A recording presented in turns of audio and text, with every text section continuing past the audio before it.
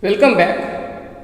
Now this is the last lecture on the PID design using frequency domain specifications. In this lecture, we will design a PID controller for the given phase margin at a given gain crossover frequency and for the given steady state error for the ramp input.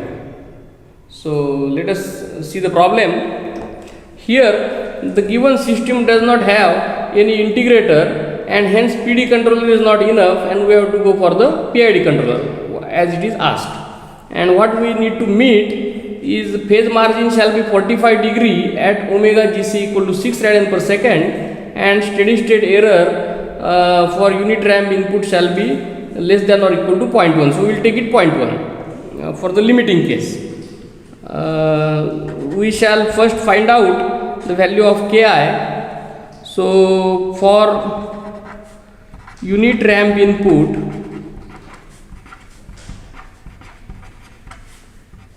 ESS is equal to 1 by kV. So kV is equal to 1 by ESS equal to 1 by 0.1, that is 10. So kV is obtained. And what is kV?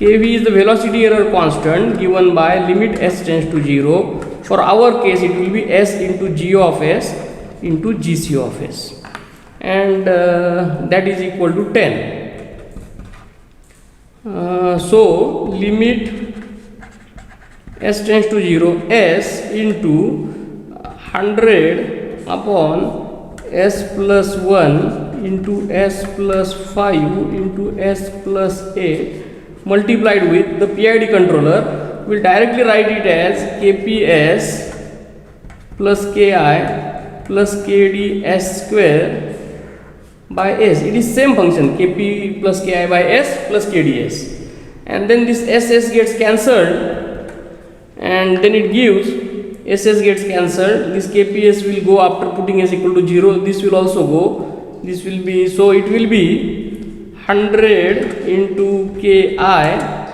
divided by 40 is equal to 10, which gives me Ki equal to 4. So Ki is obtained, and now we have to obtain Kp and Kd, and for that we need to find out the magnitude of the system and phase of the system at omega equal to omega Gc. So we have g of s equal to, we will consider the system function, then we will find out its frequency response function. So g of j omega will be equal to 100 upon j omega plus 1 into j omega plus 5 into j omega plus 8, and then its value at omega equal to omega Gc will be obtained by substituting omega Gc in place of every omega. So omega Gc is 6, so it will be J6 plus 1 into J6 plus 5 into J6 plus 8, and that gives me its magnitude equal to 100 divided by this will be root 36 plus 137, this will be root 36 plus 25 61, and this will be 36 plus 64 100, and upon solving this we are getting its value as 0.2105. I have already done it at back end. And then its angle. Its angle is angle of g of j omega Gc, that is nothing but phi, and for this it will be minus tan inverse of, no, for this minus tan inverse of 6 minus tan inverse of 6 by 5, that is 1.2 minus tan inverse of 6 by 8, that is 0.75, and that is coming minus 167.60 degree. So phi is obtained. From this phi we will obtain the value of theta, that is angle to be contributed by the PID controller. So this theta will be equal to phase margin minus 180 degree minus phi, and phase margin given here is 45 degree. So 45 degree minus 180 degree plus 167.60, and that is coming 32.60 degree. So now theta is obtained, magnitude at omega gc is obtained. So let us use the formulae for Kp and Kd. So what is Kp? The formula for Kp is cos theta divided by magnitude at g of j omega gc, and that is cos of 32.60 divided by this is 0.2105, and it is coming 4.0021. So Kp is obtained. Only now we have to obtain the value of Kd. Ki is already obtained here.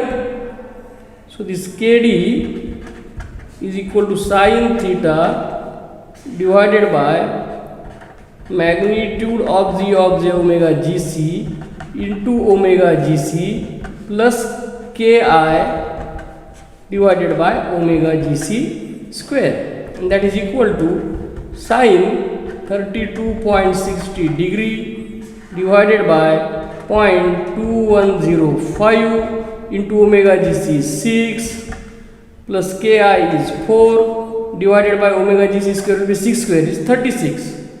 So it is coming 0.5377. So Kp is obtained here. This is Ki and this one is Kd. So problem is designed, solved. So the transfer function can be written as Kp